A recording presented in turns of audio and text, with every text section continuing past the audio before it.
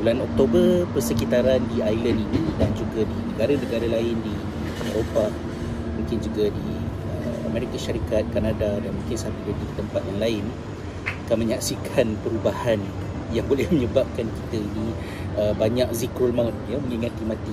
Kerana bulan Oktober ni pada hujungnya adalah merupakan waktu masyarakat tempatan menyambut perayaan Halloween.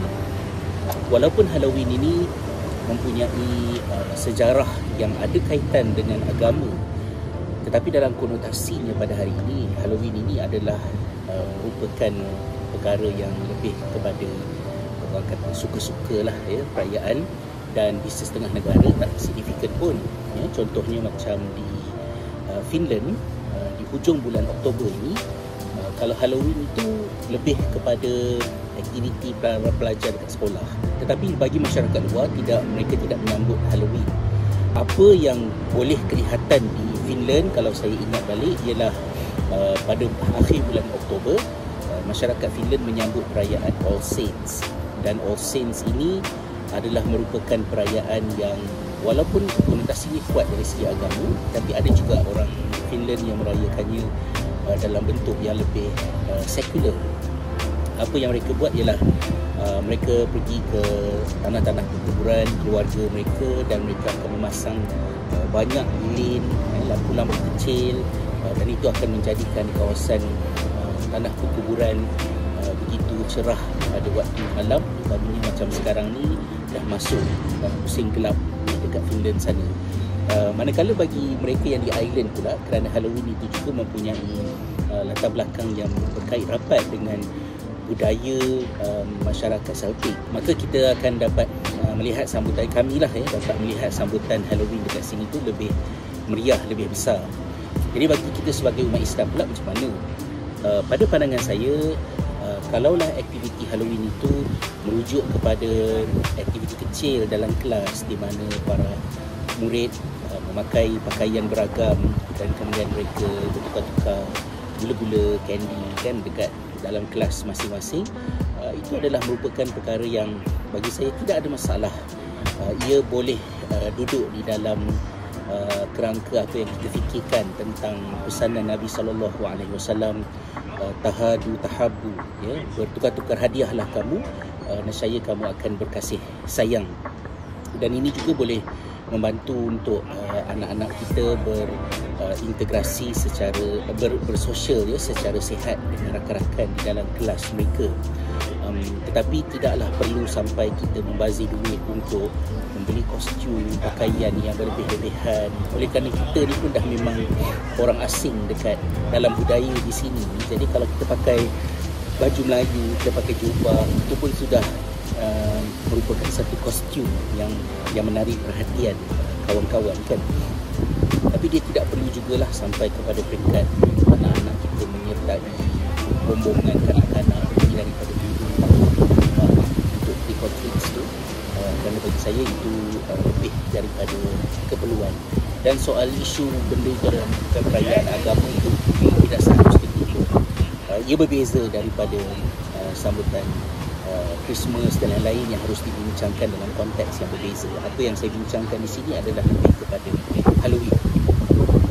Oleh kerana pada musim hujung bulan Oktober, di musim Halloween ini, masyarakat menyambut dengan decoration yang berkaitan dengan Halloween, menonton filem-filem seram. Jadi basically-nya idea tentang kehidupan yang mistik, superstitious ni macam meningkat sikit lah pada hujung bulan Oktober ni.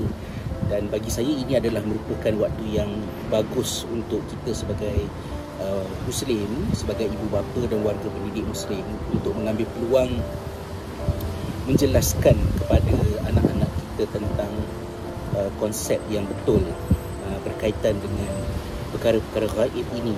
Kerana perkara-perkara gaib ini adalah merupakan satu daripada rukun, ya, dalam keimanan kita kepada Allah SWT, dan diciri orang-orang yang bertakwa yang disebutkan di awal ayat di dalam surah Al-Baqarah. Jadi kita kena pastikanlah bahawa kefahaman dan juga kepercayaan anak-anak kita dalam soal rukun iman ini adalah berlandaskan kepada pandangan alam Islam berdasarkan kepada Al-Quran Al-Quran, sunnah Nabi SAW, supaya janganlah nanti anak-anak kita pun terikut sama bila tengok filem-filem James Wan kan, berkenalan dengan watak-watak seperti Michael Myers, lepas tu Valak, Annabelle dan sebagainya.